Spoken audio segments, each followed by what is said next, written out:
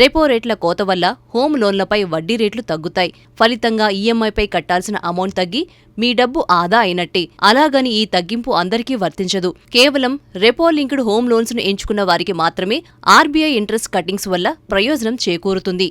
మరి రుణగ్రహీతలు ఇప్పుడేం చేయాలి?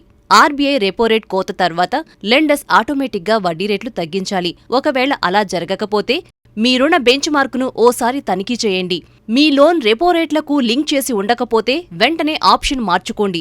మీ క్రెడిట్ ప్రొఫైల్ పర్ఫెక్ట్గా ఉంటే మీ రుణగ్రహీతను తక్కువ రేట్లు అడగండి. మెరుగైన నిబంధనలు ఆఫర్ చేసే లెండర్స్కి బ్యాలెన్స్ ట్రాన్స్ఫర్ చేయడం మీ డబ్బును ఆదా చేస్తుంది. అలాగే కట్టాల్సిన ఈఎంఐ మొత్తం తగ్గినప్పుడు మీ ఆదాల్ని తెలివిగా ఉపయోగించుకోండని సలహా ఇస్తున్నారు బ్యాంకింగ్ ఎక్స్పర్ట్స్.